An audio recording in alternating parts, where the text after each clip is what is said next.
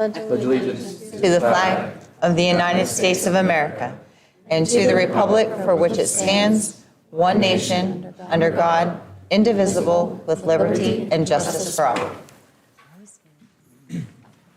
Every time I say it, I don't know. Roll call. Dr. Fike? Here. Mr. Frund? Here.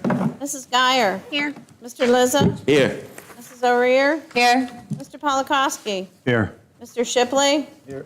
Mrs. Smith? Here. Mrs. Williams? Here. Lillian Wasman, I am told, has a basketball game tonight and will not be here. Caleb Tax? Okay. And before we get started, I just want to mention we were in executive session prior to this. I'm sorry we ran over a little bit for personnel matters. Citizens' comments? Dr. Fike?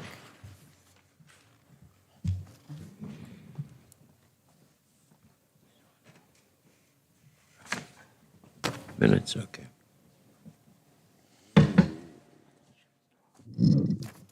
Is this on? It is.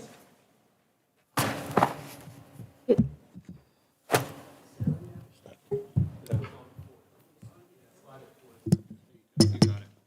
was on, okay. Thank you. I have clearly watched school board initiated actions for the last year, and I've been very disturbed. So on January the 13th, 2023, I submitted a right-to-know request asking for a complete accounting of the tax money that was spent to remove 2 unidentified individuals from working at the Southmoreland School District. This is the record. So this is not part of the agenda, so if you'd like to speak on this after the meeting, you can do so. It's going to be on the discussion. It's not on the agenda. You're not discussing personnel on the discussion meeting. Fine, I'll do it later. I'll do it later. That's fine with me. Fine with me.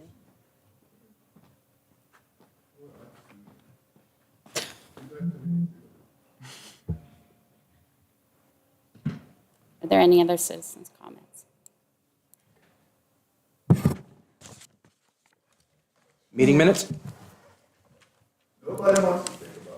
Meeting minutes for the January 12th, 2023 discussion meeting. I have a concern. I reviewed the minutes of one of the meetings, and there were 17 motions made by the same person, the president of the school board. 17 motions asking for a second. Excuse me, I'm going to call for an executive session. Second. Can everybody please step out? All those in favor, I'm sorry. Aye.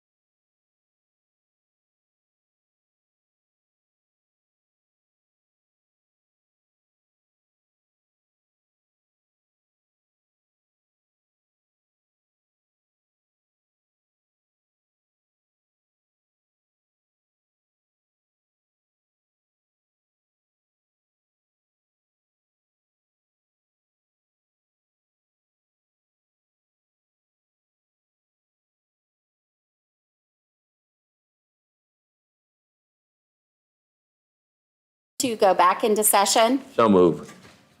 I need a second. Second. All those in favor? Aye. Aye. Opposed? So I just want to touch briefly, and anybody else that has anything to share can. We had made a decision a few months back to go with basically a consent agenda, which is what we've done by not voting on every single item through roll call. We're doing most things by voice vote. How that actually works now, and this was a decision that was made by the board. This was not a decision that was made by me or by Dr. Boone, but a board decision to move forward with me reading the motion as the motion and somebody else following that up as a second. Just because I make a motion doesn't necessarily mean that that is going to be moved forward. If it's not seconded, it's not going to move forward. We are discussing the items in a discussion meeting. They don't get moved to a voting meeting if somebody wishes to have something removed or we decide that we're not moving forward on that. Is there anything anybody else would like to say? I know it Yes, was, yes, it was, the last meeting, I probably did have 17 motions if there were 17 items, because that's, if there's Kinda. 20 tonight, there'll be 20 motions by me. how it adds up. Michelle, just to refresh everybody's memory, Dr. Boone is the one that come up and said, this is the way it should be done because it's the proper way to be done. And that's we agreed to it because a lot of other school districts are doing that. And I will add, that decision was made in consultation with my office, reviewing again the PA school code, reviewing again the Roberts rules. We believe that this is in compliance. Any other comments? And there was, I believe, a total of 8 yeses to it, to the agreement of it. Thank you. Okay, moving on, meeting minutes from January 12th, 2023, discussion meeting. Any questions, concerns, problems with the minutes? Okay, meeting minutes from January 12th, 2023, voting meeting. Any questions, problems, concerns? Superintendent information. Okay, I have a couple items, and then we have a couple presentations from our principals. The first of which, we are in the middle of developing our special education plan that is due every 3 years. We had one committee meeting already. We have another one coming up next week, with a third coming at the beginning of March. It is our intent to have an updated special education plan in front of the board in March. That way, there's a 30-day period where it's under review, and then we can adopt a final plan in April, as it has to be approved before May. Additionally, there will be presentations, like I said, about the principals, from the principals tonight about some building level data. Something that I don't know if I've spoken in front of the board about prior to today is the fact that there are new science standards coming out. They've been in the hopper here for a couple years now. Schools have known that new science standards were coming out. They were finally approved and ready to go over the course of the past couple months, and trainings are coming out from the IUs in order for schools and teachers to start getting ready for this transition. Something to think about as we move forward in terms of any kind of data presentations, specifically with our curriculum and assessment system here, is that there are going to be some fundamental shifts to how we have to teach science in our classrooms. It may not be a fundamental shift in the content, but it's a fundamental shift in the techniques and the how, a much more inquiry-based model. And with that will be a change in the assessments after a period of a couple years. So I don't want to belittle the current science assessments that are occurring right now, but I think we need to look forward to what those standards and assessments will look like once they're fully implemented, and develop plans to attack that as they come forward. So, and the last thing I have before the two data presentations is the fact that next year we'll be undergoing our comprehensive planning model. So it is our year in that cycle. It will be a big event that I will include the board members, administrators, teachers, community members, There are certain components that I found out today at the IU in a meeting that they've added to it in terms of teacher preparation and teacher professional development that are going to look new from any other plan you've ever done. I have a webinar about that within the next 3 weeks to learn about some of those new components, so I'm ready for it whenever we have to start going through it next year. And at this point, I will hand it off. I believe Mr. Krofcheck is going to go ahead and kick us off with a brief presentation about the data at the high school. Are we moving down here? Or You can, however you want to turn around. It's also, the It's on her. presentation's also on your, It's also.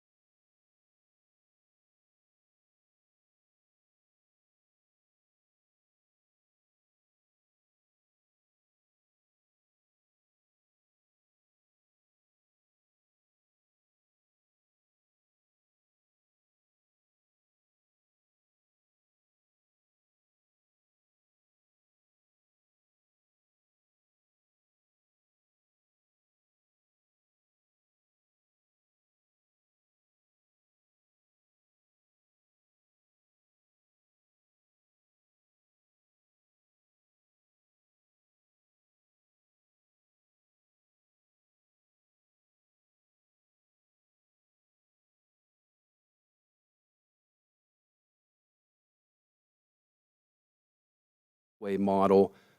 We are, if you take the cohort, and as they start in 9th grade and have opportunities to take the tests again, we do see a much larger percentage proficient than the first-time test takers.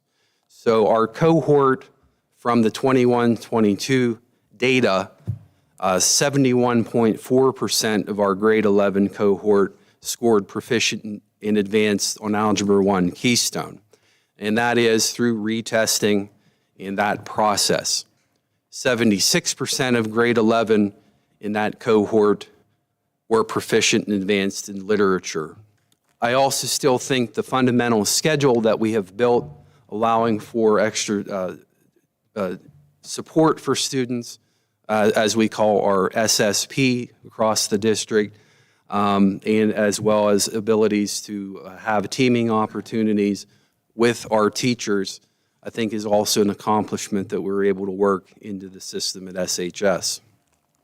Areas of growth that we've identified, one of the things that really has stood out as the data has been pretty straightforward is that we've seen our growth decline. And this has been a larger decline. We identified it as a 29-point decline from pre-pandemic levels in our ELA performance, and our RIT scores completed through our NWEA maps that the district invested in that we're using for the first time at the high school have been falling below the national average.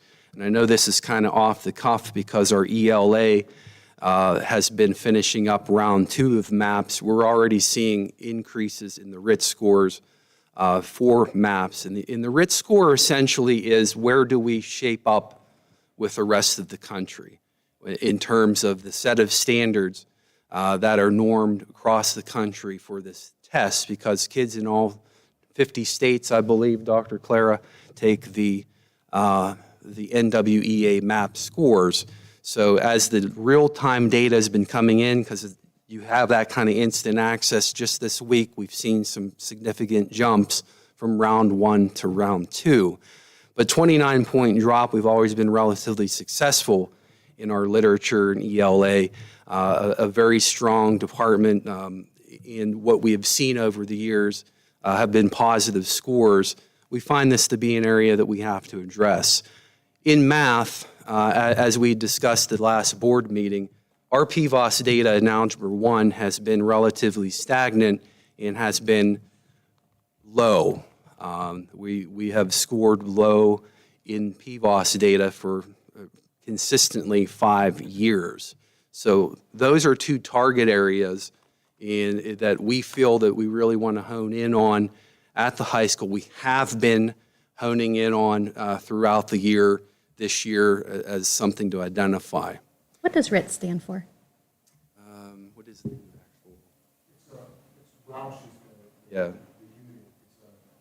Formula that Donnie Roush created to try to correlate all the different scores across the country. So it's a formula. I actually don't know how the formula works necessarily. It's part of their math that they do to help us.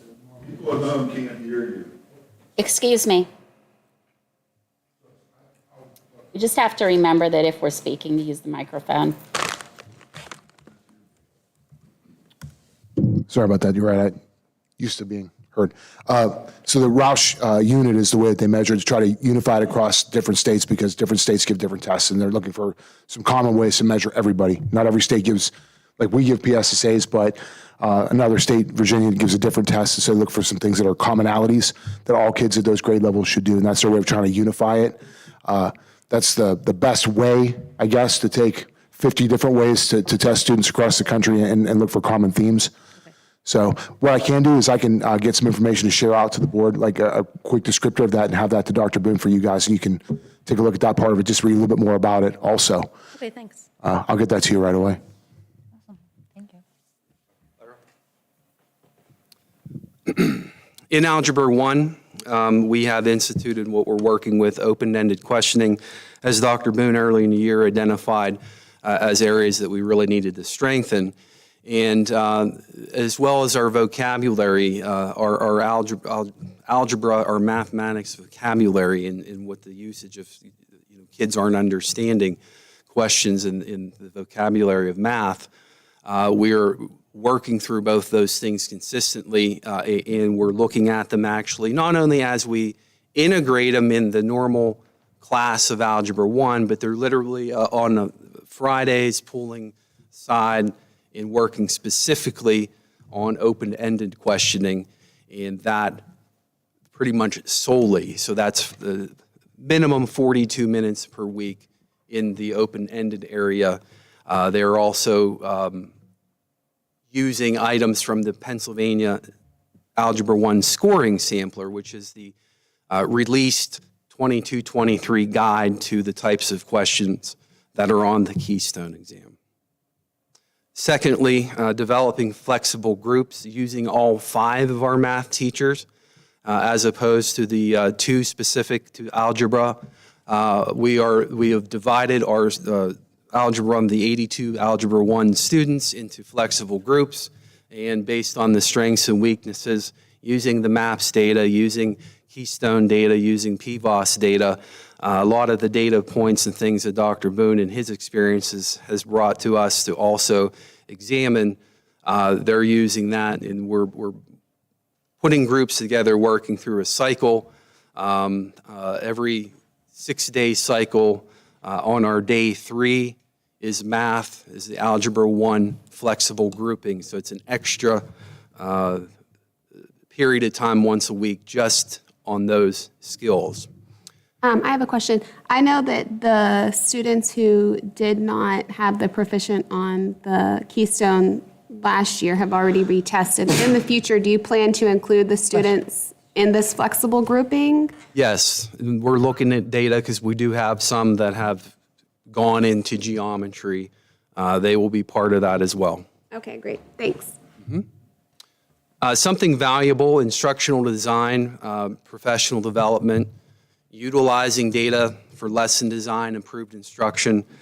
Just to kind of simplify that, we had a very valuable day yesterday with our algebra team, and we really focused in and we looked at questions, we looked at assessments, we looked at how the depth of knowledge of the questions that we're asking.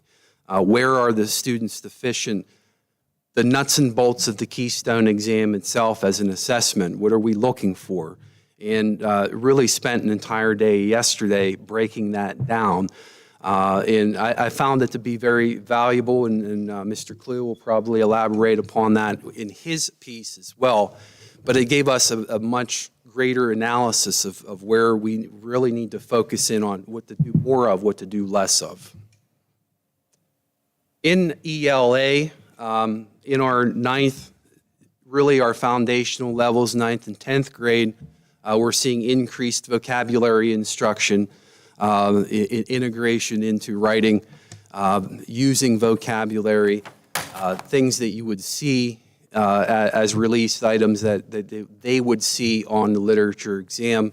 And we're also employing the flexible grouping with the 5 members of the department, not just the tested areas, but all 5 members coming together, developing flexible groups in the same way that we're doing that with Algebra 1. We are doing that on day 6. So day 3 is math, day 6 is ELA. We will have some more data points as we come back and report to you again with the progress of what has happened at SHS. A question. Does like RIT and PVOS and like the NWEA, does that all measure like their testing scores or whatever they're doing with that stuff, like all the same, or does it give you all different areas? We tested maps like in terms of like. And maybe I'm saying it wrong, but like, is PVOS and RIT, are they like 2 separate entities? They're 2 different entities. Okay. And they're both for skill sets? Yes, they're measuring, PVOS measures growth. Okay. How you have improved over a set of time, over time. RIT is more or less how you scored on that particular exam. Okay. So, and it's a whole different kind of, as he said, the Roush formula is a little different in how they calculate that. Okay. Okay, thank you. I have a couple questions. You referred to the Keystone Guide for sample questions. Yes. Was that guide available in 21-22? We have used that guide pretty consistently over the years. Yeah. I was just informing everyone that that's typically where the information comes from. Was it effective in the past? The guide? I don't know that the guide was the solution to something. It's just here's examples of the questions that we should look at. That's what I was trying to get at, whether or not it's an effective tool. It's pretty close to what comes out on the Keystones. Well, we didn't do very well.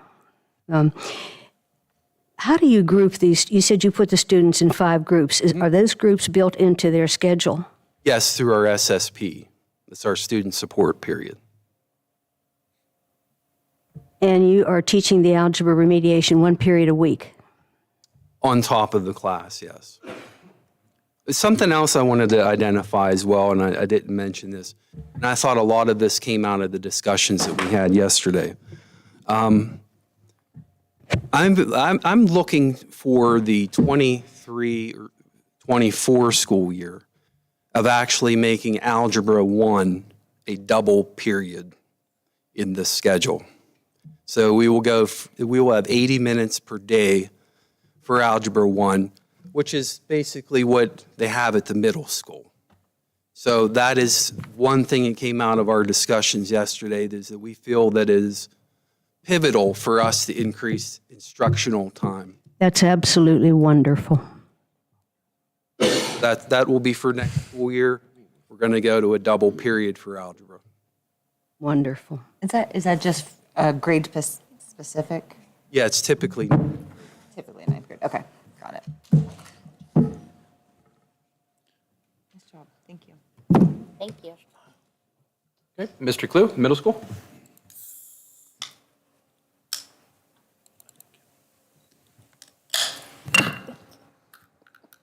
Hi, everybody. Good evening. I had the luxury of being able to look on my phone just to make sure I could kind of get the clearest information regarding RIT scores. So I'll just take a minute and explain it if that's helpful for everybody. So the RIT, the Roush unit scale score, is designed to create an achievement score to scale that, regardless of the grade level, the state that you're in, the content area, the score is to scale so you can compare across grade levels and across disciplines. So a 200 RIT score in 8th grade math should be the equivalent achievement measure of a 200 RIT score in 2nd grade ELA. So that's why that is designed that way. So you could try to look at a scale score of growth over time across the discipline and across the grade levels. Okay. As a comparison, the score, for example, between 8th grade PSSA math and Keystone Algebra 1 scores, the actual raw data number score you get is different. So it's difficult to compare sometimes. So that's the value of the RIT score over time. I just wanted to explain that because I'm going to reference it too. So That actually makes a lot more sense. yeah, so. I'm Pete Clue. I'm the principal at the middle school here. We have 410 students in our building. Grades 6 to 8, we have 33 faculty members. Our special education population breaks down in that 80 of our students are identified with IEPs. That's 20% of our population. 12 of our students carry a 504, and 8 of our students are identified as gifted with GIEPs. Percentages there are relative, and you can see those. Some of the things that we are very proud of this year, when you look at PVOS, and PVOS is a growth measure based on our state assessment data, both with Keystones and PSSAs. Our PVOS growth from last year rated above across all the grade levels in math. And what that means is that our average students across all of our grade levels, 6 to 8 in math last year, exceeded the expectation of growth in mathematics last year. Which is a fantastic accomplishment. Similarly, in ELA, we met the expected growth measure across all grade levels. Green, blue, those are wonderful markers for us because that means that our students, based on their previous state assessments, have either met or gone beyond what the expected growth was for them. In more recent scoring, between our fall and winter iterations of the MAPS tests here at the middle school, the expected growth, or I should say the projected growth, that based on the national average of students in our grade levels and our recent assessments, the expected growth across the board was 1.93 points in RIT score. Again, this comes back to that RIT score. Between our fall and winter testing here at the middle school, we actually saw a growth across the board of 3.1 points. So we're looking at above expected growth based on our MAPS data. And just something to share, and I apologize because I come from a world of, I'll let you read the slide, and then I'll talk too long. In our MAPS data that we've collected, our teachers, and I just want to give praise to our English teachers, they don't have to do this, but they do this anyways because they want to work so hard with our kids to improve their writing skills. They actually also give the language. They're required to give the reading assessment. They also give the language assessment, which is relative primarily to writing, grammar, and improved skills in and around writing. The growth there is actually our biggest growth in the building. And I apologize, I don't know the number off the top of my head, but our students are working really, really hard to learn how to express themselves correctly through their writing, and it's relative to those scores.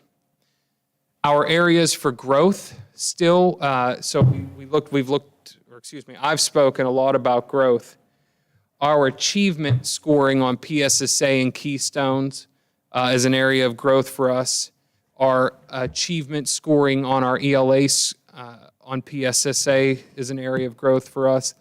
Both of those things, if you look at where our biggest need is, and this is one of the reasons why I'm really happy that we're still engaging in that language discussion, is open-ended and evidence-based questioning. Being able to explain reasoning, basically. Science, achievement, and growth is something that we're looking to improve, but we're really going to be focusing in the next year and a half on making sure that we're breaking down these new science standards and making sure that our scope and sequencing and instruction aligns with what those standards are and the expected outcomes for our students when they take that assessment in 8th grade. I attended, as well as Mr. Krofcheck and Mrs. Kuhar, training at the IU that we will also be sending most of our teachers to in March relative to that process, so that we can get a really good understanding of it as we try to pilot some new things through the years. Some action steps for us. Some of the things that we've been working on. We do have a schedule this year that supports double period math and ELA instruction across all grade levels, whether it's Math 8, Algebra 1, Math 6, ELA, all of those areas do have double periods. Last year it was like a lab period. It was an every other day sort of thing, a little wonky. We also have built-in regular meeting schedules. So once every 6 days, I meet with each department, I meet with each grade level team. Once a week, I meet with each department, and we are working very specifically through our data sets to improve instruction. We are constantly being reflective of the data that we have. We are always trying to improve instruction, and we are having some difficult conversations in really analyzing our teaching practices in these meetings. And they've been extremely, extremely effective. We talk a lot of times about our students using the language of the content in class as an indicator of their understanding.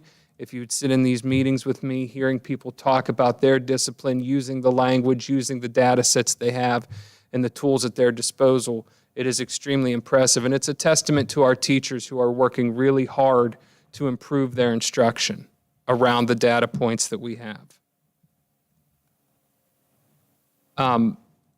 Just a quick reflection on that and something else that I wrote down relative to the writing and the open questioning. Based on the data that we have and the amount of need that we have around open-ended and text-supported and text-dependent analysis questioning, we have worked really hard to build writing feedback cycles into our classes in ELA and actually in math as well. And those feedback cycles look like one-on-one with the teacher and the student, or maybe peer-to-peer between two students, or the teacher with a small group. Those are all based on the data that we're pulling from our students every day. So our teachers are working really hard to try to pinpoint those growth measures for our kids. And as Mr. Krofcheck said, we'll have some new results and everything to share with you in August. I think right now things are looking very promising based on the data sets that we do have and the amount of work and care that's going into working with our students every day. Very proud of our teachers and our staff here because they are really working to try to improve everything they can to help our students achieve as much as possible. Thank you. Thank you. Questions for me? I have a question. Sure. Some of this data doesn't jibe with what we received in terms of the scores. For example, I think it was in 5th grade, only 28% of the kids were proficient or advanced. Did you say 5th? 5th grade. I'll have to look. I think you used that as an example on our.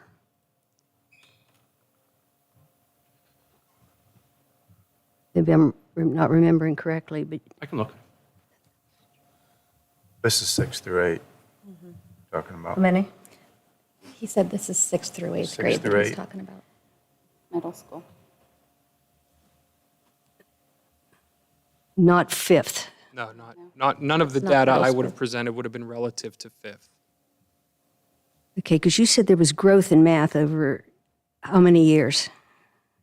So it depends on which measure you look at. The PVOS growth would be relative to what those students' expected growth was based on all of their years of testing.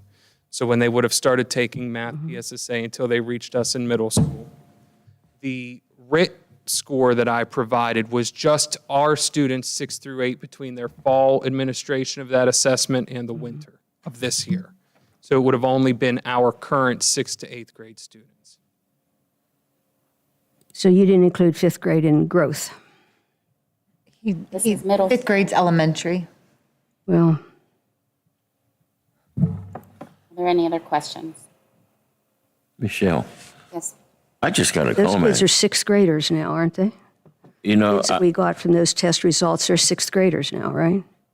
The test results that I share with you for PVOS would be technically they would be our current 7th, 8th, and 9th graders. Those results are based on when they were enrolled in middle school last year. So that achievement data for 22, 23 was relative to the students 21, 22 were relative to the students who were in the building then. Okay, but last year's fifth graders are sixth graders now. Yes. Correct, and they would have tested last year in the elementary school. Yeah, they'll show up in Ms. Kuhar's data. Okay, and that was 28%. But they're sixth graders now. Yes. But they haven't tested yet this year. They'll test next month or April. Correct. They'll be part of the data set that I have to share with you in August. Their growth and achievement will be part of that. You know, I'm glad to see good things are happening. I tell you why, because we always get beat on bad. Doggone it, it's about time we start looking at the good stuff. And you know what? My compliments go to you and the teachers and the staff and everybody else who's working on this.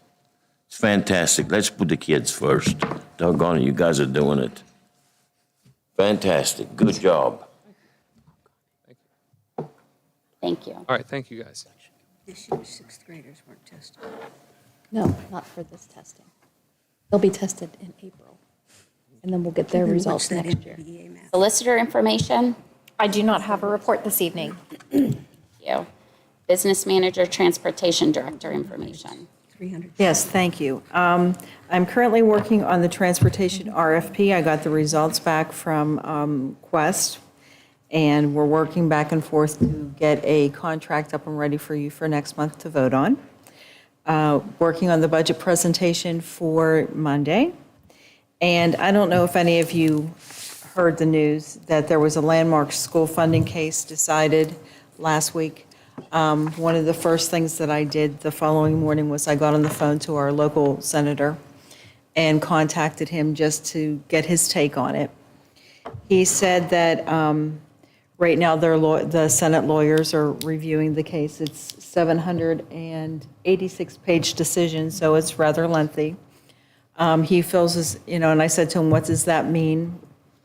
Right now, he said there's nothing in place to replace the current funding model. So obviously, we're just going to go status quo for this year. Maybe there will be some changes for next year, but nothing currently for this year.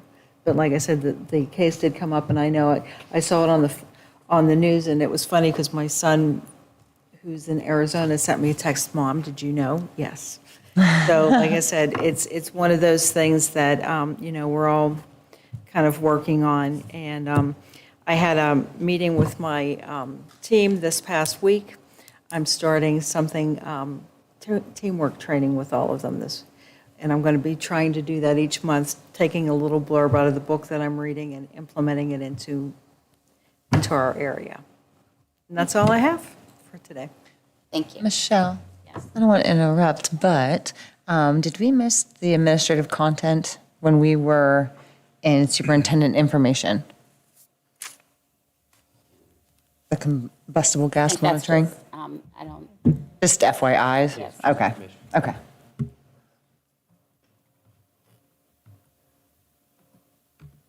okay, CWCTC report. We had a meeting last week. CWCTC is still seeking a business manager. We have lots of kids going to different school districts, different work sites, working on projects for different organizations. We've had a lot going on here, kids coming here and working on things. New student enrollment for any ninth grader who would like to start next year opened on February 1st.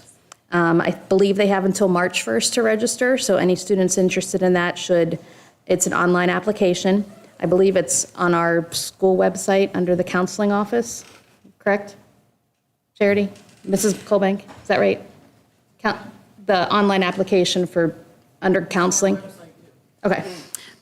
There's an open house next Wednesday, February 15th, from 6 to 8 for anyone who would be interested in going through the different programs and areas that they have, or if there are kids that are interested in possibly going and would like to see a little bit more. I know that our ninth graders went, I think, a couple weeks ago.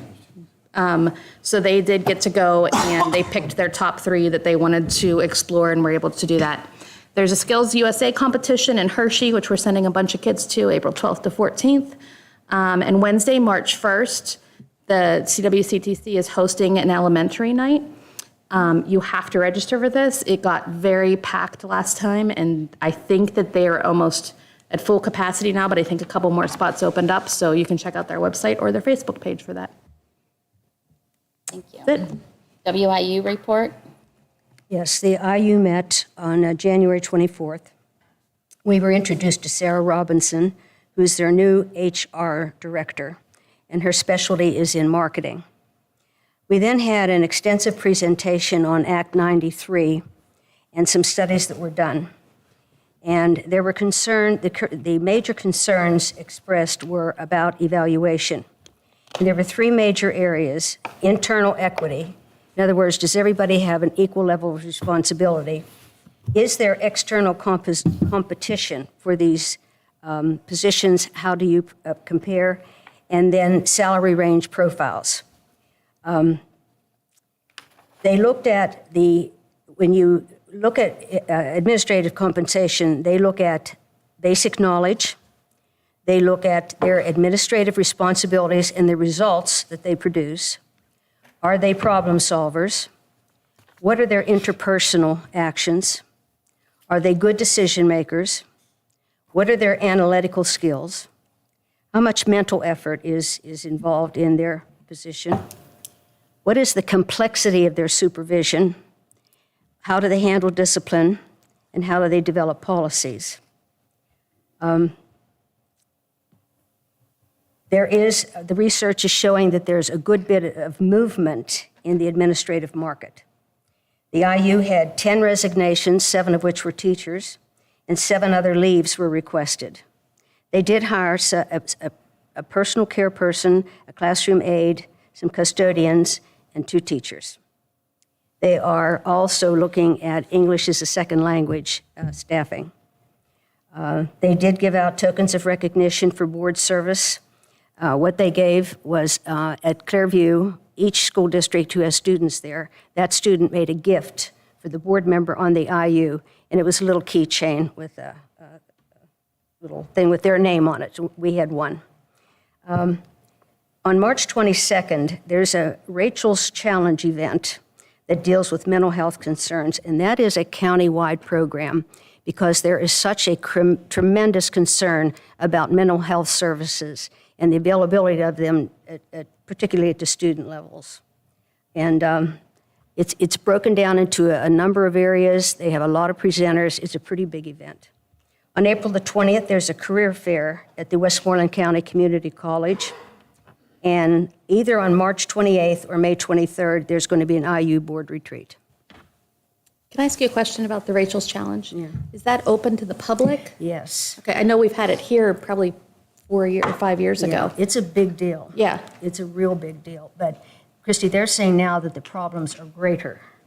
Oh, yeah, I would agree 100%. You know, I don't know. I think the problems they're seeing in schools are greater from the fact that, you know, kids lost so much time in their program with the COVID issues. And so they're going to focus a lot, I think, on makeup, mental health services that are not available. Great. There's not a real good supply of mental health services. They're just not out there. If you want an appointment with a psychiatrist, it can be months. Is that all you have? Thank you. The SBA liaison report. I have nothing to report. Thank you. The SBA legislative report. I attended the COLA meeting via Zoom this morning. I had to be home with my daughter, who was not feeling well. We had PSBA representatives. They did kind of demographics of what the Congress is looking like right now. House is led by the Democrats, Senate by the Republicans. Kim Ward is the president, so that's interesting. She's from our area, which is great. So she's very knowledgeable about our area and where we are and what we're looking to do. They did talk about the recent ruling a little bit. There's a lot of assumption that it will probably be appealed and that nothing will happen for next year's budget. It'll probably just stay On the budget. as is. On the budget. For the recent ruling about, yeah. I think it brings in too much that they would have to form committees for, and you know how that works. They also talked about a PA School Safety Institute, and they've created a space for training and collaboration between school and law enforcement. It's equipped with advanced technology. They talked about augmented reality to simulate real-life experiences and scenarios that may happen within the school district. They said they currently have 1,000 different scenarios, and it's technology similar that's used in FBI centers. The training will be used to help eliminate potential threats, and they're hoping it to be ready by this summer. Is that all you have? Christy, I had a question. Did I read somewhere where they are developing a pamphlet that they're giving to the legislators? So we did talk about that at the last meeting. There are school-specific, it's not a pamphlet, it's just a piece of paper. It's not like many pages or a brochure that has basically our school demographics. You can pick what your talking point wants to be. Like if we're focused on getting more funding for whatever you want to pick, we can say or where we're struggling is this, and this is what we need help with. So it kind of introduces that. We do have some groupings of schools, though. For instance, for Representative DeVanzo, it would be us and York and Bell Vernon. So we meet at the end of the meeting to kind of go together and say, okay, this is what we want to do in the future to talk to Representative DeVanzo. Because they might not necessarily be the same, though. Correct. Yes. Are we going to get to see that? I was curious about that. Yeah. I'm sure, yes. I mean, I don't think it's something that's... Because Pat Stefano's getting one, too. Yeah, there is a group for Pat Stefano. Dr. Boone serves on that one, and Mrs. Geyer. I would like to see the pamphlet. I think it would be interesting to see what the priorities are. Yeah. Thank you. Committee reports. Buildings and grounds and safety, Mr. Polakowski. Sure. We met January 31st. Beginning of the meeting, Mr. Kiefer spoke. He gave the committee updates on the jam blocks, where they're installed now, where they're going to be installed. As a board, we need to discuss the installation of the last phase, whether that's something we want to move forward on or not. I don't know if we're going to talk about that as a board. I really didn't think about that until just now. So, Michelle, you can figure that out. And Dr. Boone. What are those? It's a thing that goes on a door, that keeps it from opening. The safety feature. It's a physical block on the door. Yes. Okay. It flips up. And they fit in the jam, apparently. They go on the bottom of the door. Yeah. Mr. Kiefer spoke about numbering the windows. We're going to move forward on that. We're just going to figure out the logistics of who's going to do it and where we're going to get the numbers from. We also discussed staffing for the 707 events. That's an issue. Hopefully that will be resolved shortly.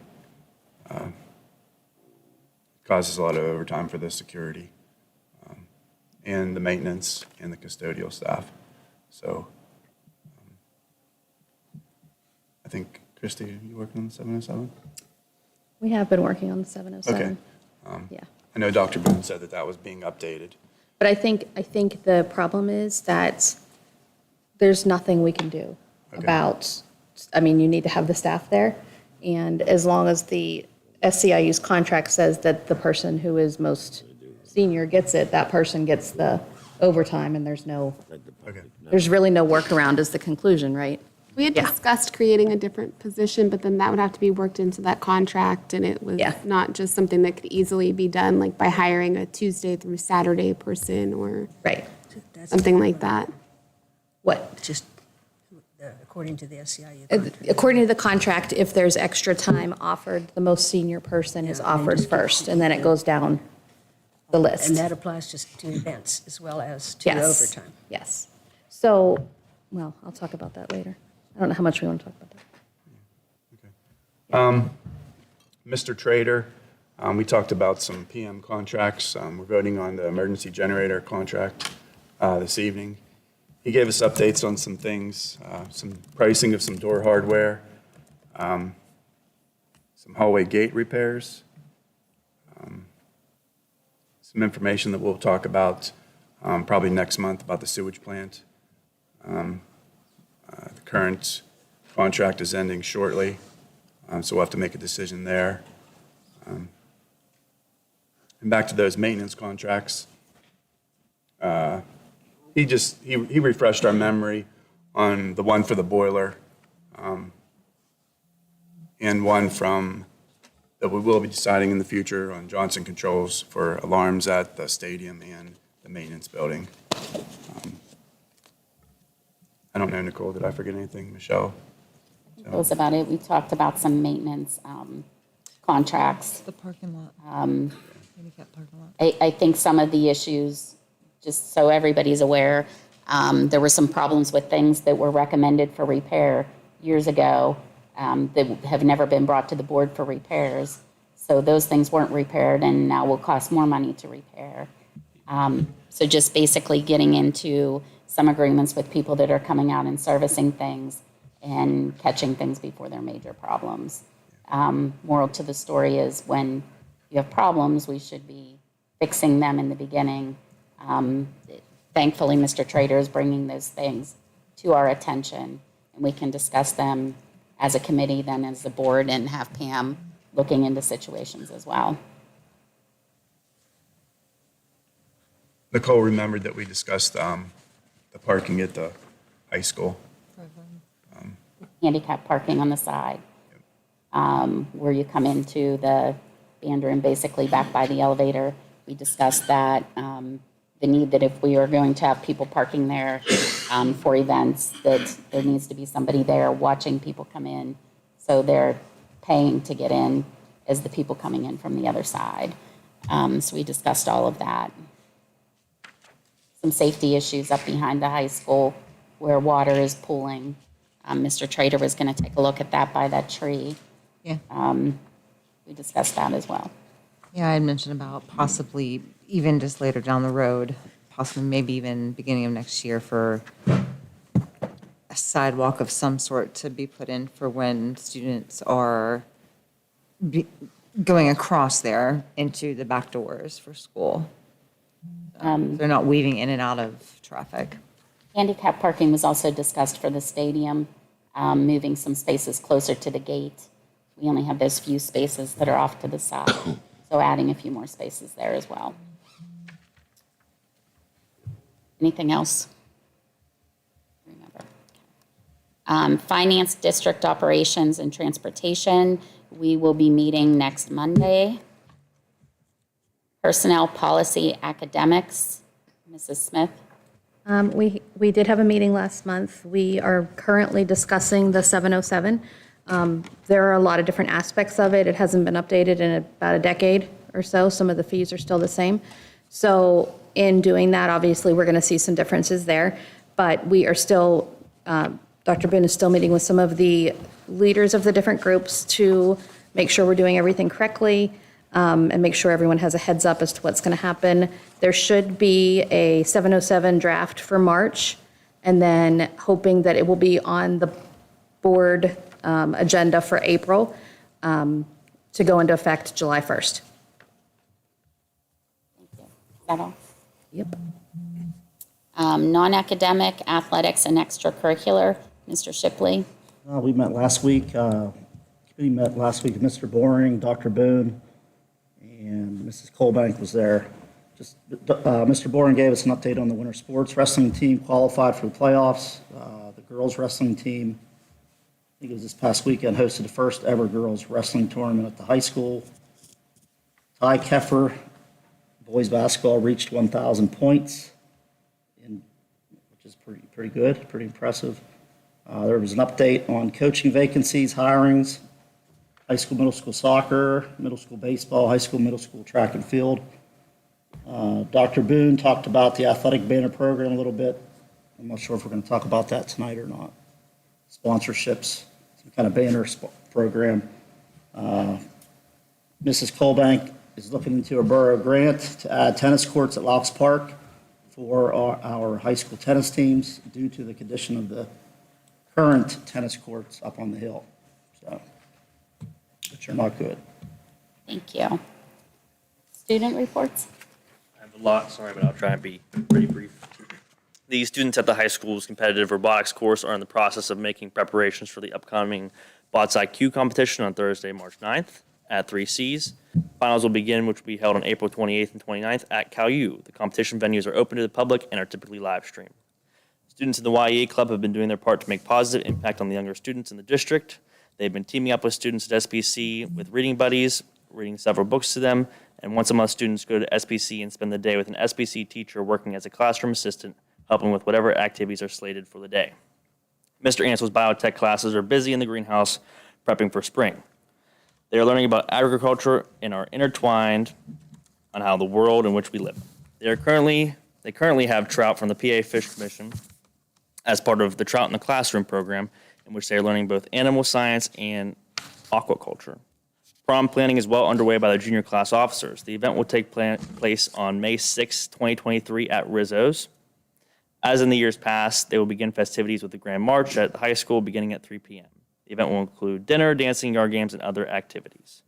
The high school music production of Tarzan is just about a month and a half away. Students and staff are hard at work. The cast and orchestra are preparing for the first ever full commercial to be recorded on February 22nd through Armstrong. This year, Armstrong selected Southmoreland to receive a generous sponsorship for the production.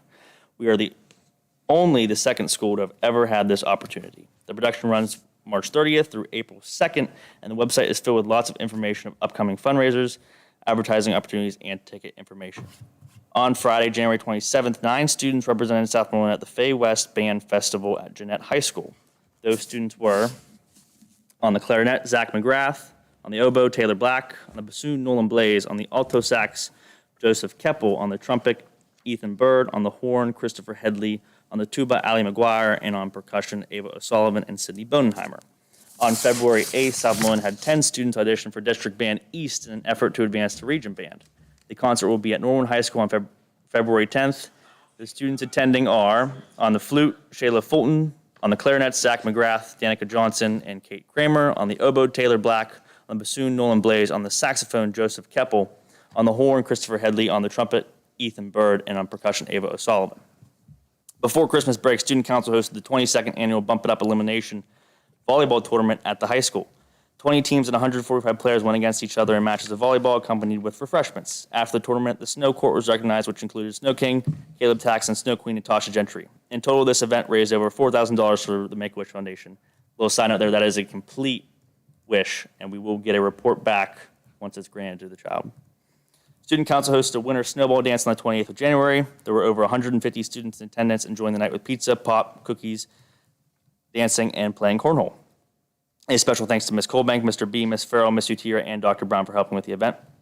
Ms. Utira's journalism class and the Tamo Center published their first online Christmas winter newsletter this past Christmas Eve.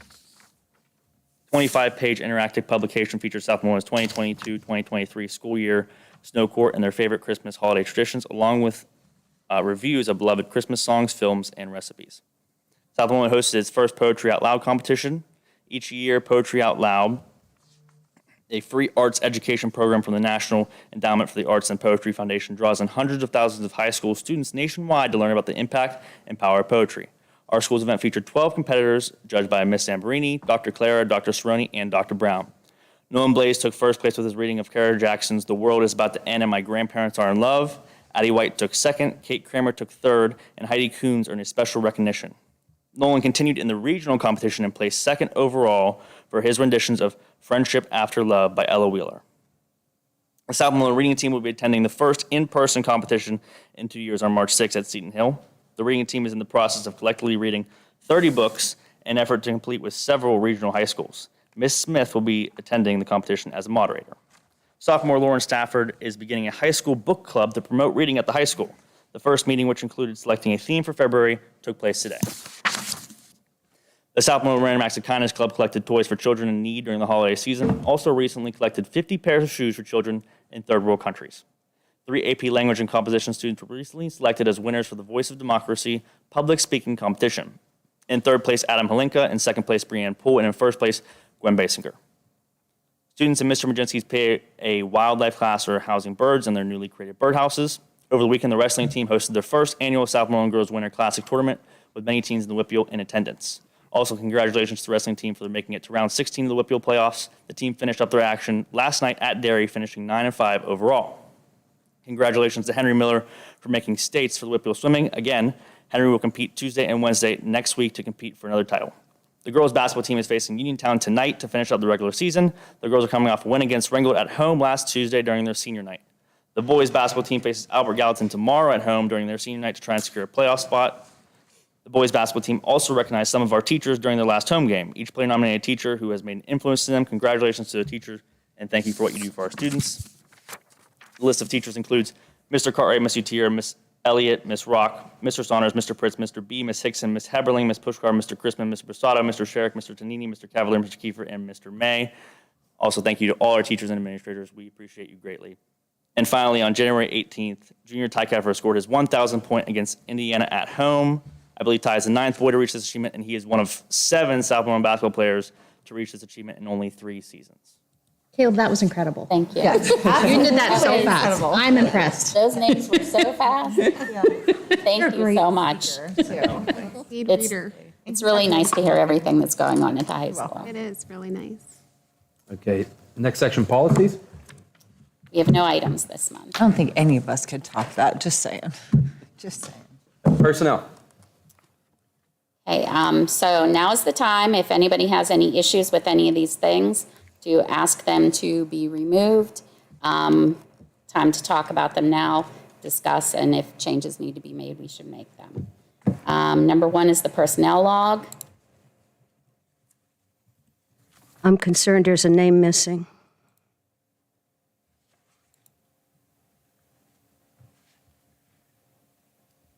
There's a name. Personnel. There's a name that's not on this log. Who? Could you please write a note and pass that down to Dr. Boone? I don't know. Under personnel. That's a different line item. I do believe. It's not included in the personnel. It's not included in the personnel log. I think there's a holdout because they have to be a separate. Are there any other concerns about the personnel log? Employee number 3510, leave May 29th, 2023 to approximately August 28th, 2023. Any discussion? Yes, and can I just clear something up? Dr. Fike has a question. We have the personnel log, which is a grouping of different things that are happening, resignations, hirings, whatever is going on. And I believe, and I just want to clarify this for you, that number 2, 3, 4, 5, and 6 are things that have been taken out for a separate vote because they felt that it should not be lumped into this personnel log because it's something that we should all vote on specifically. It just says it's number 7 here. And number 7, I'm sorry, I didn't. Taken out? Well, that's Yeah, they're all, taken out of the that's, superintendent. They're all separate. yeah. So he would be So on the number personnel 1 log, right? No, number 1 is the personnel log, and this is the personnel log. Right. And I think Dr. Boone had it up there. Number 2 is a separate vote, it's for a leave. Number 3 is a separate vote, number 4, 5, 6, 7 are all separate votes. Because there could be more discussion about those things than the things that are on the personnel log. And that's my point. I think that he is included in the discussion under personnel. Well, he is not. He's included in the discussion under These are all under personnel. personnel. These are all under personnel. Yeah, no, they're all, look, this is personnel. Yeah, it's here, Everything's but under his there. name is not on here. It's not. Because because it's we're a voting different on line it item. Separately. We are not voting on that position with the personnel log. So Only Why would the his name items not on be the on? personnel The log. same reason that the are- high school varsity boys soccer assistant coach is not on there. It's taken out, it's not on that log because Mr. Lizza is going to abstain. Sorry. Spoiler alert. So we have to take that out. It can't just be a yay, nay. Show me how I would know. So if you, And the personnel log seems more like additions and deletions rather So than this is changes. policies. So this says That's personnel. concern in Everything's 1,000 personnel. versus Yeah. seven. This is vote number one, vote number two, vote number three, Dancing 4. around. Because item number 1 is separate from item number 7. But They're it's separate. still all Number 2 through 7 are not on number 1 because they're all separate votes. I don't know how else to explain it. It's, the personnel log is But it's basically to personnel. hire paraprofessionals, to hire Any one of these could be a substitutes, to separate- hire custodial. Yeah, any one of them could. If there was an issue, you could say right now, I want to pull any of those off and make them a separate vote. So what we have done in the agenda, what is done, just for everybody's purposes out there, if we feel that an item may be, prior to us even discussing it as a board in this meeting, we feel that there may be an issue.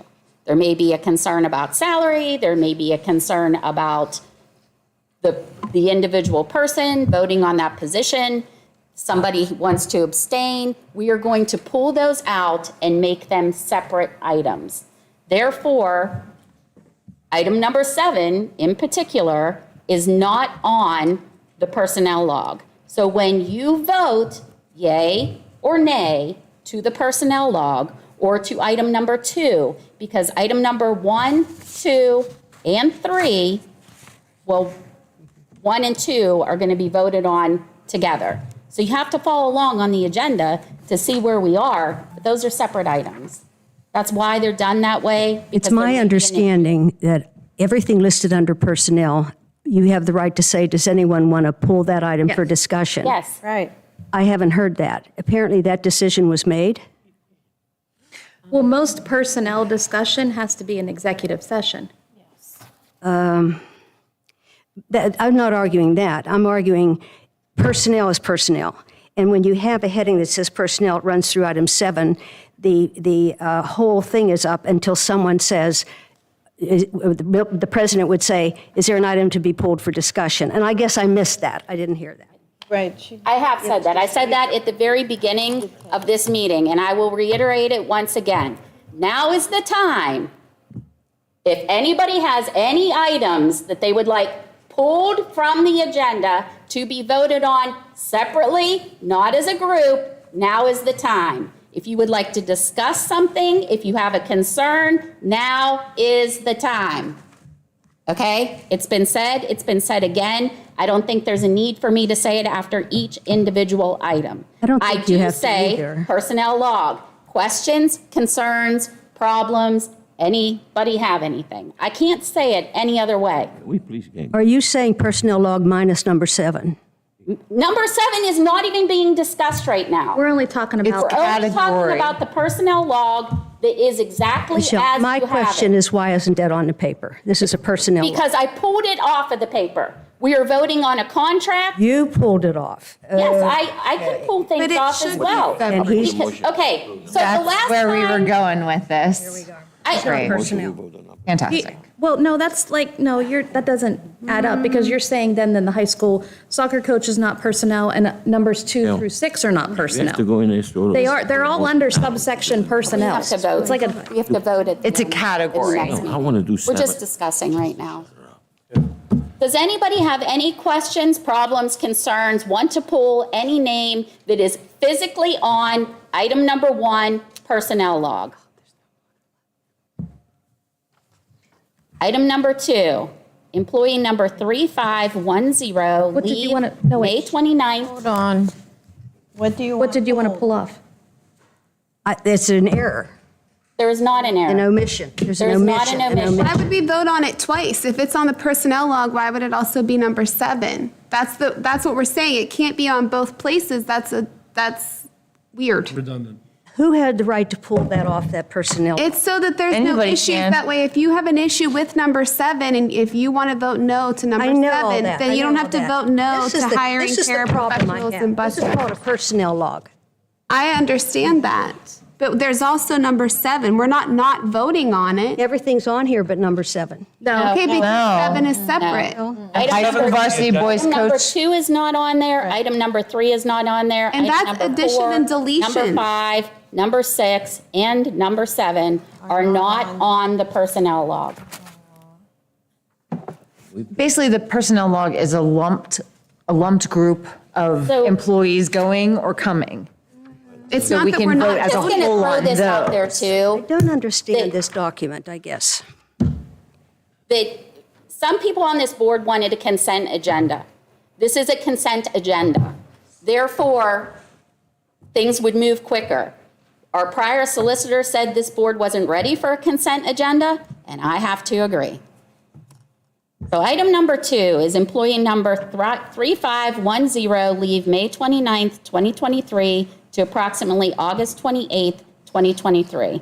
Questions, concerns, problems, want it removed from the grouping? He's a new hire.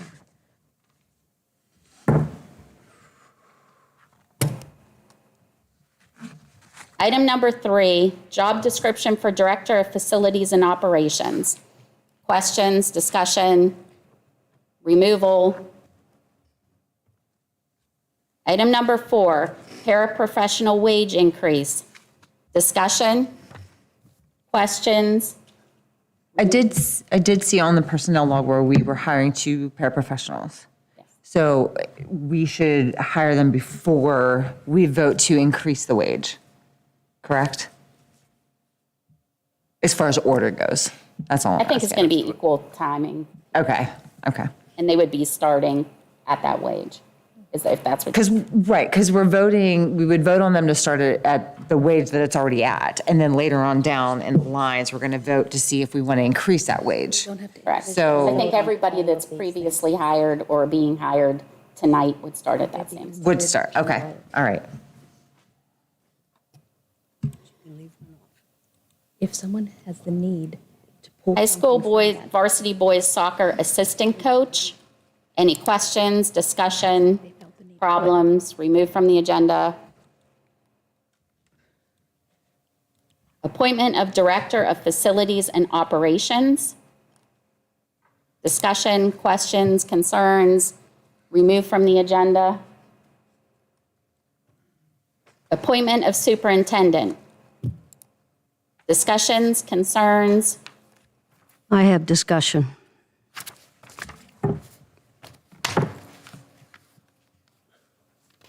I have a question first. Who developed the salary scale that is on page 4 of the new contract?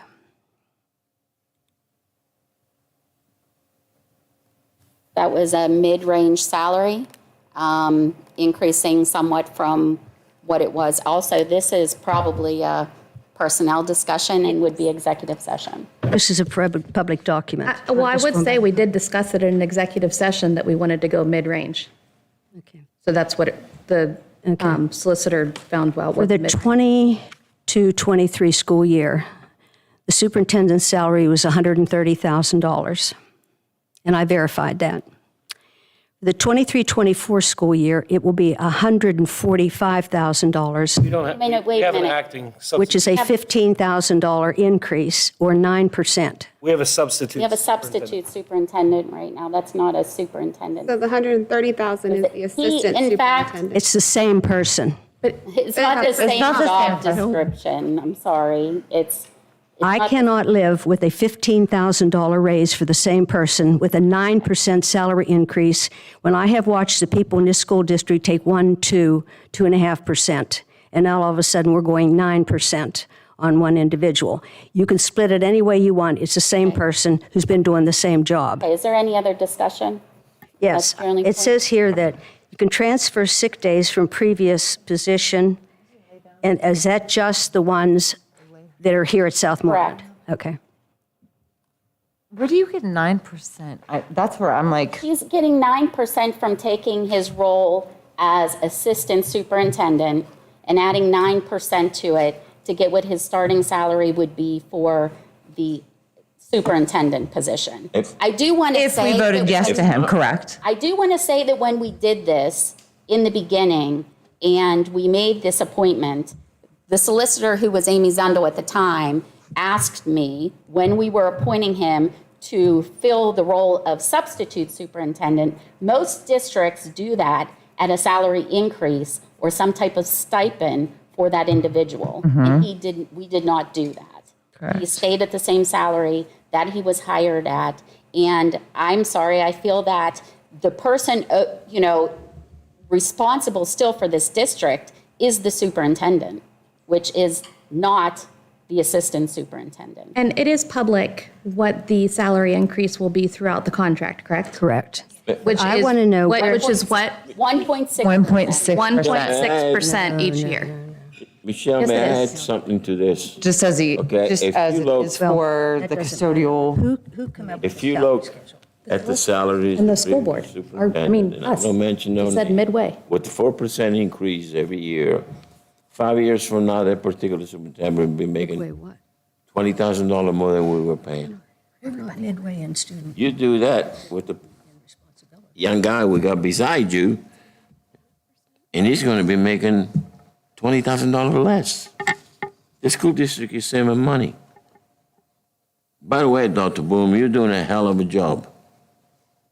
Yes, it's 1.6% is what is in our Act 93 right. agreement, and 1.6% is what is in this superintendent contract. Okay, so the salary and benefits, as close as I can come for the first year of this job, will be $203,000.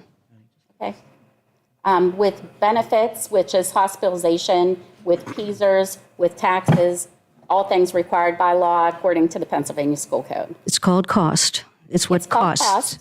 But it's also not. So maybe we should just shouldn't have a superintendent. Salary We'll just be a free-for-all. Yeah, We can, sure, but we don't. Can I grab Holy one of those? sweet Mother of Mary. Is there any other discussion? No. Okay, moving on. Education? EAETEP, Teacher Evaluation and Growth, Act 13 subscription. Discussion, comments? We use this. It's fantastic. It is. Any other discussion? Amended e-signature resolution. We've done this a couple times, and things keep getting kicked back to us, so this might not have been on your original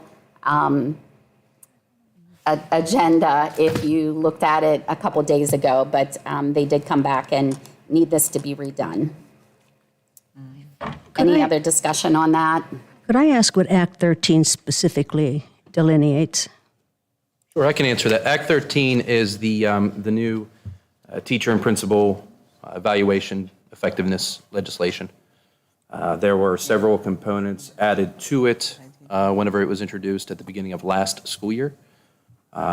It's a very cumbersome process for any of our administrative staff that have to do evaluations. And we currently have no defined system of doing that process. PAETEP is an online portal that houses all of those documents, online signatures.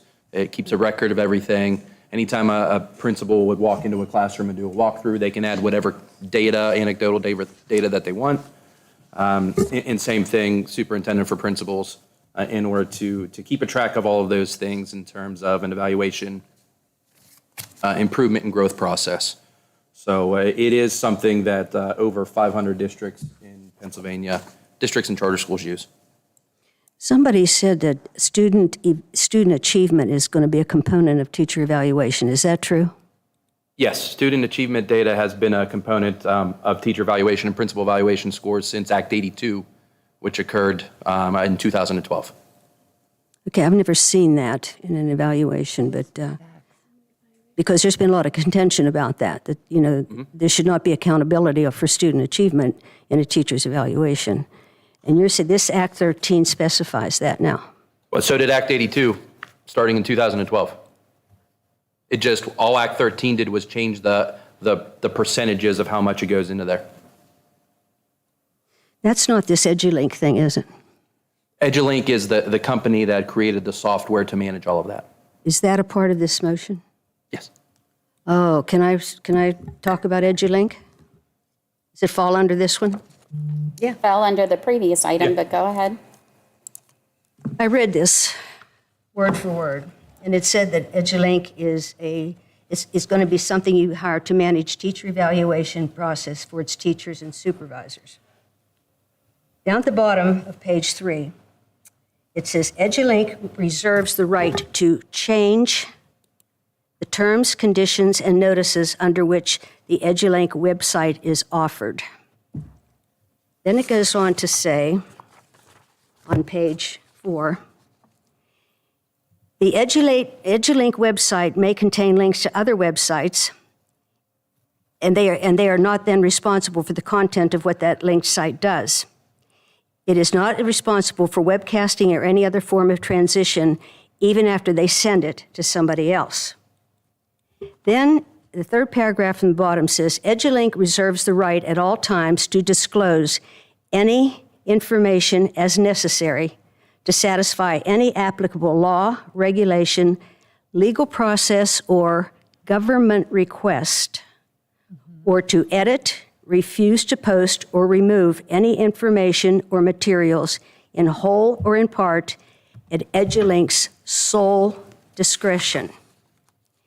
On the next page it says, by submitting the submission to EduLink, you are granting EduLink and its affiliated companies permission to use your submission in connection with the operation of their internet businesses, including, without limitation, the rights to copy, distribute, transmit, publicly display, publicly perform, reproduce, edit, translate any of your personal, confidential, or proprietary data or information except for your use.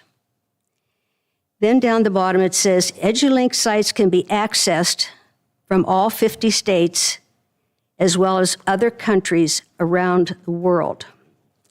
The bottom says, EduLink collects personally identifiable information such as your email address, name, home, work address, or telephone number. EduLink also collects anonymous demographic information which is not unique to you, such as your zip code, age, gender, preferences, interests, and favorites. But then on the next page, which is 6, EduLink does not use or disclose personal information such as race, religion, or political affiliations. Then there's one I didn't understand. Notwithstanding anything to the contrary, any material or information, personal or otherwise, may be transferred or assigned to a purchaser of a majority of EduLink's equity interest, a purchaser of all or substantially all of their assets, or any purchaser of the information on any of EduLink's assets arising from a bankruptcy or insolvency proceeding. You'd have to be living under a rock not to see what's been going on with television with, Elon Musk and Twitter. And the concern, I had tremendous concerns. If I was a teacher in this district, I'd be shaking in my shoes if this was put into effect. I think it grants them the right to do pretty much anything they want. And I didn't quite understand the language. Like I said, I read every word of it. If you guys are okay with it, go ahead and get it. I'm surprised. We use it. It's fantastic. I think every website that you use in the history of ever has terms and conditions that read like this. I'm not a lawyer. Maybe you have more to share here. For the most part, but I'm happy to review that contract for the board and report back to the board. Next. We will have you review that. So we'll move that from the voting. Go. remove that from the voting meeting and have her look at that and report back in March. Good to go. I mean, also that, so do other districts within Westmoreland County use the same contract? Because again, having her review an 8-page document word for word that is similar to every other website out there in the state costs the district money as well. Are other districts in the county using this? I'm assuming this was something that was probably discussed at a superintendent's meeting. Yeah, not only using it, but been using it for Years. decade. Does anybody else want this removed from the agenda? Okay. So we'll leave it on the agenda. Finance. Okay. Monthly board treasurer's report. Any discussion, comments, problems?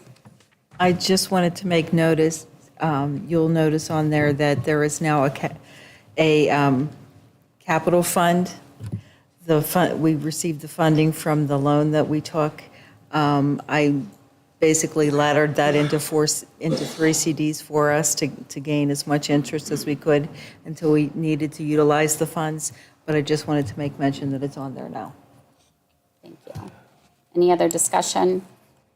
General Fund Board Summary Report. Discussion, problems, concerns. Accounting and Food Service Check Summary List. Questions or problems, discussion. RTU Change Order, discussion. Pam, can you explain this? Yes, the RTU units came in, and obviously it was something that I discussed with Mr. Trader, and he decided and made a very good point that it's not, they could either have started the process now, but as he made mention, if they're using a crane and God forbid that crane lets loose and we have students in the building, something could potentially happen to our students. So for the sake of caution, we opted to store the RTU units until after the students were out of the building to start the process. So that's what this cost is for, is merely a storage cost. Any other questions on that? Milk and beverage, request for quote. That was something that actually Mr. Malavite gave me through the food service to put on for your approval. Thank you. Any other questions or discussions on that? As far as like it says anticipated award contract, like we're awarding them the 95,000? Am I correct in saying that? Mr. Malavite's going to come up and address your questions. Thank you. So the anticipated award is based off of item unit usage, based off what we receive back from quotation from distributors on what their cost per product's going to be. So I'm estimating from a budgetary standpoint of what I assume the contract's going to be awarded for. The solicitor who reviewed it did say that they thought that was interesting to add that. However, in our previous RFQs we put out, it was in there as far as the language was. The solicitor mentioned that they said they felt that having the language in is a good way of getting responses from distributors. Last time we had 5 or 6 different dairy distributors reach out to us, and we do our process to figure that out. But the RFQ is specifically there where I gave them an estimated usage per unit on milk products, juice products, different beverages and things like that, and dairy products that we can purchase through our vendors. I give them an estimated usage. They give me back pricing. We run it through a matrix and figure out what's best for the district. Okay. That's the reason why that figure's in there. That's estimated on the units without cost right now. Okay. Off of previous contract. All right, good to know. Any other- Thank you. So I don't remember this ever being on an agenda before. I'm just curious. We've done this every year, or would it have been longer? To be honest with you, I know we did not do this last year. Okay. I don't recall. But whenever he brought the RFQ up to me, and I vetted it through Rebecca's office, and I just thought it was something that. Sure. I just didn't know if it was something like completely new that is. No, it was something that was done before, but they may have done it without board approval, was my guess. Yeah. But since we're working on it now and want to be as transparent as possible, we put it on the board agenda. Is this something you do with all food products? Or is normally, like, I don't want to say you do this. I want to say normally is the process of doing this with all food products? So based off of our AR audit that comes next year, we have a lot of compliance issues with PDE that we have to follow. A lot of that has to do with procurement. So the last time we had our AR review, procurement was one of the things that they gave us action plans on to follow up on, and they said that they will be reviewing our action plans with this AR.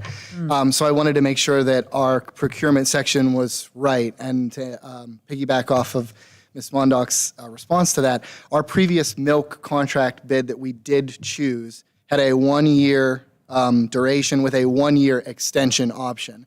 When I became the new director, I exercised the 1-year extension due to the short turnaround of my hiring and the new school year starting. So this year, in order for that compliancy to be right, I wanted to send that out. I have 2 other ones that I'll be preparing to send to her for review as well for repairs and refrigeration, but those are separate. That's strictly for procurement for the AR. No. I have to say, food is delicious, by the way. Food is excellent. Thanks. Any other discussion? Thank you. So the building activity fund information is for informational purposes only, as well as the cyber charter expense analysis. That's for informational purposes only. Does anybody have any questions on either one of those? Somebody called and asked me how many students we have in cyber school. Pam, do you know how many students we have in cyber school? I do not off the top of my head. I would have to look into that and get back to you. I explained to them that our students go to 12 or 13 different cyber schools. Oh, yes. And it's not just one. But I told them I don't know either, Pam. I don't know either. And you said the projected budget was $1.3 million for next year for cyber school, or was that for this year? This year I budgeted $1,515,000. $1.5 million, okay. Yes, I did actually in my projection for next year, I did reduce it modestly, looking at where we were at through current year to date, since thankfully some of that has lowered since kids are coming back to our brick and mortar schools. But yeah, 1.5 million is where we're at right now. And I will get you how many students are attending cyber charter. Any other discussion? Buildings and grounds? Preventative maintenance agreement, generator, Cummins. Any discussion, concerns? This was something that was discussed during the Buildings and Grounds committee meeting.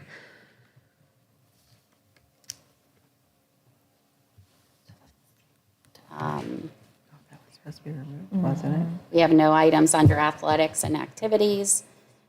Citizens' comments.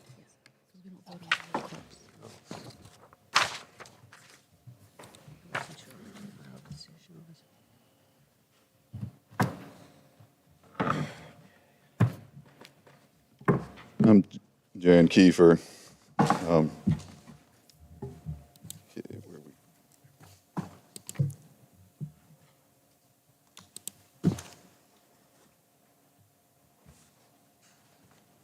on the court case that was brought up tonight, that's just by reading the newspaper story, I think that's going back to the property tax issue of, and I remember Mr. Porter said a property tax is a penal tax. It's not like you have a choice. It's devastated several of my friends personally. If you all never have said anything about it short of Dr. Fike, but you're the ones who have to voice that out. I can do it, and other people can. But you could do a resolution and been fighting that all along instead of following along. So on the achievements of the high schools, it's a similar story for the last 30 years. But we never get a comparison globally, like, where we are. And, there's a lot of nuance there, I understand. But I'd like to have that discussion a little bit. And I draw a parallel to that. We have the most expensive health care in the world, and we have the most unhealthy population. We have the most expensive primary education, and we have the worst scores in the world. Or not the worst, maybe 25th out of 29th. And, there's a lot there, but you're the experts. You have the public forum. Let's hear that instead of the in-house same thing year in and year out. Let's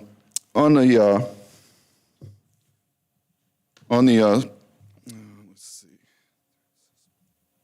I'd like the solicitor to give us a report on the data that's being gathered on the students. We know that they're censored on their internet searches. They're being guided. They've got the media. They're on their screens 18-hour. They're basically their waking life. I think it's a responsibility of the community and specifically the education system to protect our children from being turned into something that just isn't natural. Ventilation never comes up. We got the American Rescue Plan. One thing COVID taught us is ventilation in nursing homes and schools helps. I ask all the time. No one will tell me what the status of I've been in the school after school. It stinks some in the room that I was in. It just smelled like it was a closet full of people for the last 6 hours. I wouldn't want my kid in there, and I'd want to know where the good spaces are and the bad spaces are, and that would go for a lot of other things, but we don't care about the health, and there's no health czar or health committee or health action in this school. So what is AI doing with our instruction model? And if we remember Edward Snowden, we would know that the data is being gathered extensively on the students and on their parents, and that's going to stick with them forever. Don't forget we're in a war, and we should be working for peace.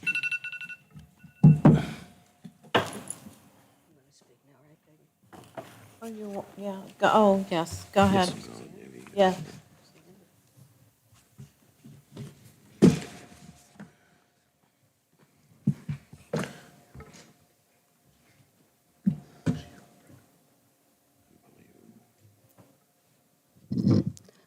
Attempt number 2.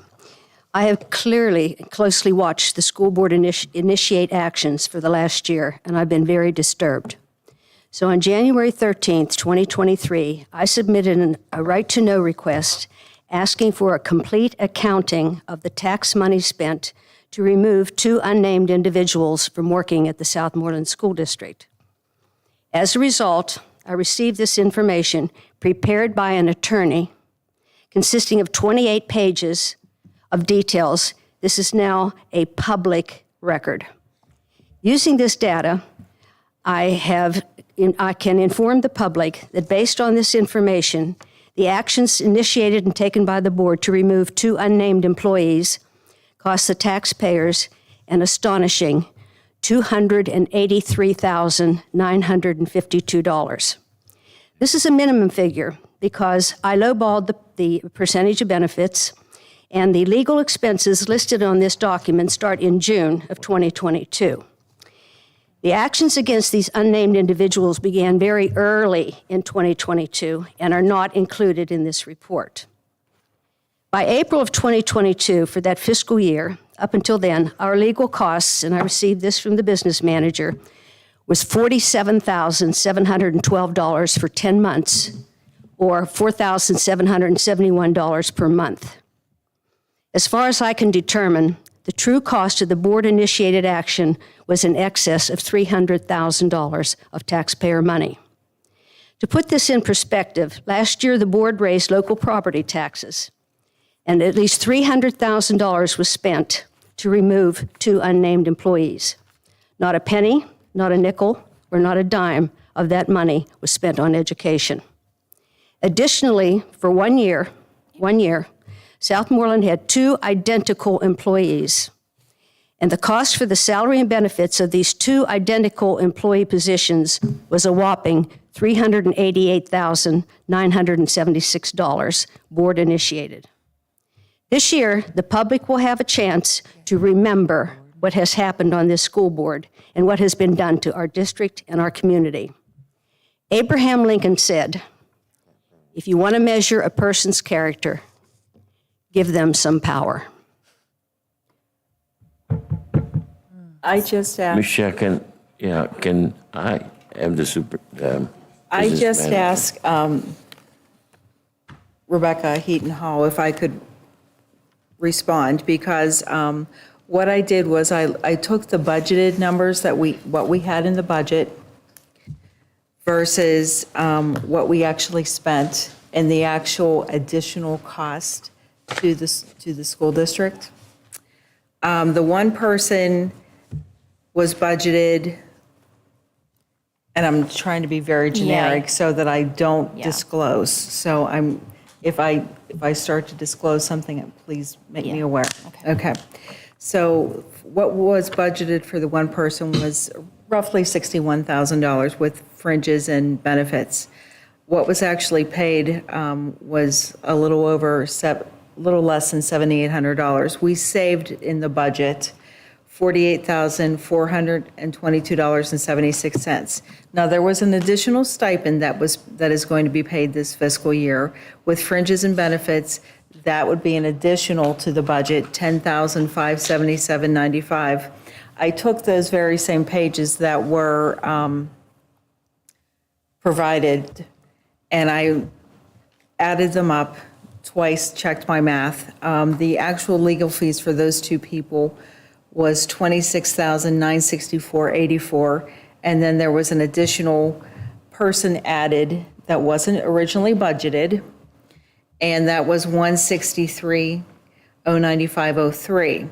So the total cost that wasn't in the budget was $152,215.06, not the 200. You're telling me these documents are not correct? They're correct, but what I'm saying is I'm looking at what was actually budgeted. I don't care what you budgeted, Pam. That's a problem that you had to solve. How ignorant. Okay. That the budget is not my issue. The budget is what the actual expenses were. ignorant. These were the actual expenses provided to me by an attorney, 28 pages of them. That's what I'm going this on. Is there any other discussion? Motion to adjourn. I'd like to make a motion to adjourn. So moved. Second, all those in favor? Aye. And can we take like a 10-minute?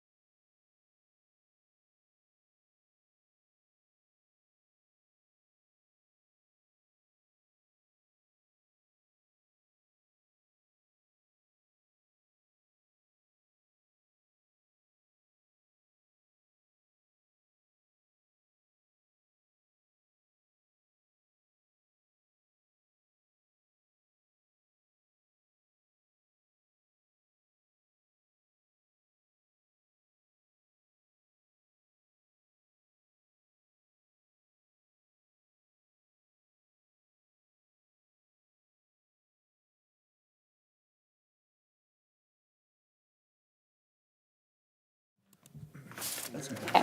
I call the meeting to order. Please stand for the Pledge of Allegiance. We already did that. I pledge allegiance to the flag of the United States of America and to the republic for which it stands, one nation, under God, indivisible, with liberty and justice for all. Should we do everything at once? Okay. I still like you.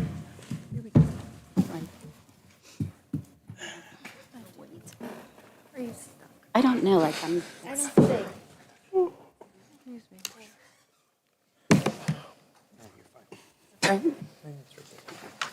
I did this. Roll call. Sorry, I'm like all tangled up in this cord that I don't know what's going to. We took a little break. Dr. Fike? Here. Mr. Frund? Here. Mrs. Geyer? Here. Mr. Lizza? Here. Mrs. O'Rear? Here. Mr. Polakowski? Here. Mr. Shipley? Here. Mrs. Smith? Here. Mrs. Williams? Here. Citizens' comments for agenda items? Do we have any? No. Minutes. Shouldn't there have been two here? They're both on the same one. Okay. Motion to approve minutes, item number 1. Second. I need a second. Discussion? All those in favor? Aye. Opposed? Reports? Superintendent information? I have no other information. Solicitor information? I have no report. Business manager, transportation director information? I have no other information. Policies? There are no items for this meeting. Personnel? I'm going to make a motion to approve personnel items 1 and 2. This would include the personnel log for 2/9/2023 and the employee number 3510 leave May 29th, 2023 to approximately August 28th, 2023. So the motion was for those 2 items alone, items 1 and 2. Second. Discussion? Yeah. Under number 1, where it says volunteers, it has the 2 people, but then when we were talking about position-wise. That'll have to come with the MOU. Okay.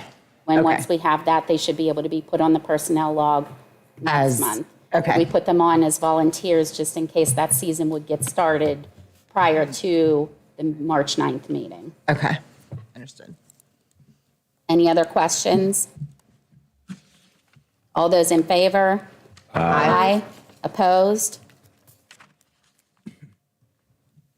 Okay, item number 4, job description for the Director of Facilities and Operations. Second. Discussion? All those in favor? Aye. Aye. Opposed? I make a motion to approve paraprofessional wage increase. I need a second. Second. Discussion? All those in favor? Aye. Aye. Opposed? High school varsity boys soccer assistant coach. Like to make a motion to approve that. Sorry. I need a second. Second. Discussion? All those in favor? Can I have a roll call on that, please? Yes. Dr. Fike? Yes. Mr. Frund? Yes. Mrs. Geyer? Yes. Mr. Lizza? I abstain. It's my son. Mrs. O'Rear? Yes. Mr. Polakowski? Yes. Mr. Shipley? Yes. Mrs. Smith? Yes. Mrs. Williams? Yes. Motion carries 8 yes, 1 abstain. Item number 7, I'd like to make a motion for the appointment of Director of Facilities and Operations. Second. Discussion? All those in favor? Aye. Opposed? I'd like to make a motion for number 8, the appointment of Superintendent. I second that motion, Madam. Discussion? We do roll call? I will. Oh, okay, sorry. Sorry. Yes, I would like to make a statement. I am ethically bound not to participate in a system that I believe is a fraud. The hiring process was one that, in my opinion, was corrupt, unethical, and I believe fraudulent. Therefore, I will not be participating in this vote. I don't want that in a minute. Unbelievable. Is it? It is. So I'd like to make a statement as well. Sorry. I would like to thank Dr. Boone for the role that he took on here. He came here as an assistant superintendent, was immediately placed into the role of superintendent for no additional salary. The problems here are many and great. He has taken them on head first. I'm sorry, I think this board did its due diligence when we hired Dr. Boone. The procedure was not shady. It was very appropriate. There were many board members in attendance. As a board member, when a decision is made here, if it's a decision I disagree with, I vote no and I move on. I do not get to question, slander, destroy other board members because their opinions may be different than mine. This is a board of 9. Mrs. President. Because you don't like a decision doesn't mean that it's shady or that it is not above bar. So, yes. I'd like to make a statement. You know, proof is in the pudding. Some of it we just saw tonight. What's happening at the junior high? The plans that's happening at the high school. This is what it's all about. It's the kids. And I feel that we did a heck of a job as a board on hiring Dr. Boone. And that this time, Jason, if I could call you Jason, you done real good. You proved yourself, and I hope you keep on doing what you're doing and don't lay back because we need a lot of help. And you know what? I am glad that you're the guy who's doing it because I could never do it. Thank you. Would we please have a roll call? Dr. Fike? Dr. Fike? Mr. Friend? Yes. Mrs. Geyer? Absolutely, yes. Mr. Lizza? 100% yes. Mrs. O'Rear? Absolutely, yes. Mr. Polakowski? Yes. Mr. Shipley? Yes. Mrs. Smith? Yes. Mrs. Williams? Yes. Motion carries. 8 yes, 1 pass.